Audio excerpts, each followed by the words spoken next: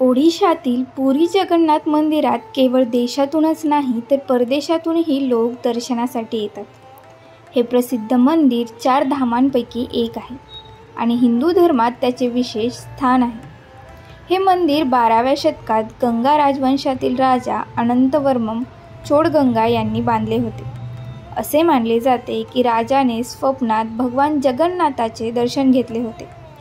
या मंदिरावर अनेक हल्ले झाले आहेत, ज्यात मंदिराची मोठ्या प्रमाणात लूट झाली आहे. या हल्ल्यांनंतरही मंदिरातील मूर्ती सुरक्षित राहिल्या. हल्ल्यांमुळे मंदिरावर अनेक निर्बंध लादण्यात आले. पुरीच्या जगन्नाथ मंदिरात भगवान जगन्नाथांसह त्यांचा भाऊ बलभद्र आणि बहीण सुभद्रा यांच्या लाकडी मूर्ती आहेत. लाकडी मूर्ती असलेल्या या अनोख्या मंदिरात आजही रहस्यमय अशी अनेक वैशिष्ट्ये आहेत. मान्यतेनुसार भगवान श्रीकृष्णांनी या मंदिरात आपले शरीर सोडले आणि त्यांच्या शरीराचा एक भाग वगळता त्यांचे संपूर्ण शरीर पंचमहाभूतांमध्ये विलीन झाले. हा भाग त्यांचे हृदय होते. मंदिरात ठेवलेल्या भगवान श्रीकृष्णाच्या लाकडी मूर्तीत अजूनही हृदय धडधडत आहे असे मानले जाते.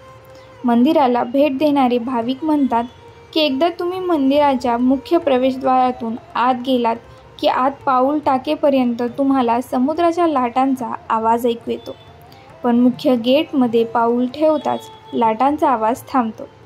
जगन्नाथ मंदिराच्या शिखरावर लावलेला ध्वज वाऱ्याच्या विरुद्ध दिशेने उडतो असे म्हटले जाते. असे मानले जाते की या मंदिराचा ध्वज दररोज बदलला जातो आणि जर कोणत्याही दिवशी ध्वज बदलला नाही तर मंदिर 18 वर्षांसाठी बंद राहील.